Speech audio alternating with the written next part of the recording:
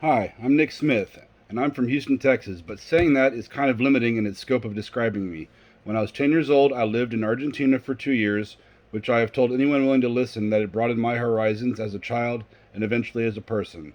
I served in the Marines for 6 years as an infantryman, with one tour in Iraq from 2004 to 2005. It was actually the Marine Corps that gave me my first love of teaching. I am currently in my third year of teaching. My first year of teaching was at Mary Golda Ross Middle School in Oklahoma City Public Schools. Currently, I teach 12th grade government and history. I've had this position for 2 years now. School wise, the last thing I did that I was proud of was getting positive feedback about a future learning module I had finished working on. My bachelor's degree is in political science. I've only recently become a teacher, but I realized I had made the decision to be one back when I was in the Marines. Among my peers, my marksmanship skills were better than most, so I was asked by those above me if I could help some of my fellow Marines improve their marksmanship skills. All 5 Marines passed that I taught, and 4 of them with scoring expert for the first time in their lives. Chapter 1 says that classroom management involves teacher actions to create a learning environment that encourages positive interaction, active engagement learning, and self motivation. To achieve this learning environment, it is important to know every student as an individual, and by knowing them, you will be able to better understand the why of their behavior. As a new teacher, I do not have a lot of experience other than I have made a lot of mistakes my first year. Being a former Marine, I had come across probably more as a drill sergeant than I did as a teacher. I quickly learned that the students are not the privates and follow all instructions just because they are told. I love teaching, and history and government are my passion. I love creating special times where students are learning how history was influenced, where we are today, and also teaching government where the students see the government in action. In response to prompt 7 of the assignment, the ABCs of behavior are the antecedent, the behavior, and the consequence. The antecedent is what happens immediately before the behavior. The behavior is the observed behavior or the disruptive action. The consequence is what happens immediately after the behavior.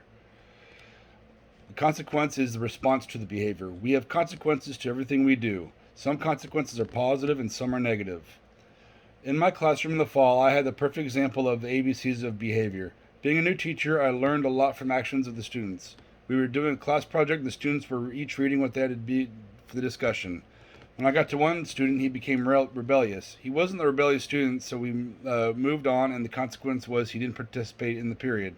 As I watched him in the following days, I realized he was smart because he remembered everything he heard, but he could really not read at the level he needed to be reading at.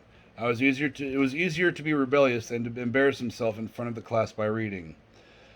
The 4 functions of behavior, an example of each are the acronym EATS. The acronym stands for escape, attention, tangible, and sensory. To escape, one needs to remove themselves from the situation. They might say they are sick or they need to go to the nurse to avoid a class project. To get attention, a student must always be asking questions that they know the answer to so they can get attention. They must always also be getting attention through the clothes they wear or by the electronics they have. By looking at EATS with the students or even colleagues and friends, we will begin to see the person and who they really are, and many times understand the circumstances they are in. The second strategy would be prompting. While I had not really thought of this as a strategy, it is important for the teacher and the student to be present in the classroom. To be really important is to be engaged in what is going on. By giving prompts to the students engaged will keep them looking for the prompts. This will change depending on what is being taught, but it could be as simple as them looking for a word throughout the class.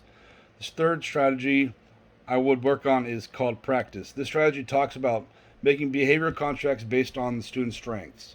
By doing this, each student's contract would be different based on their own individual strengths. By reinforcing their strengths, the student will know that you see beyond their weaknesses and see them to succeed through their strengths. This will create a classroom where the students know they are seen for who they are, not just a name or a number.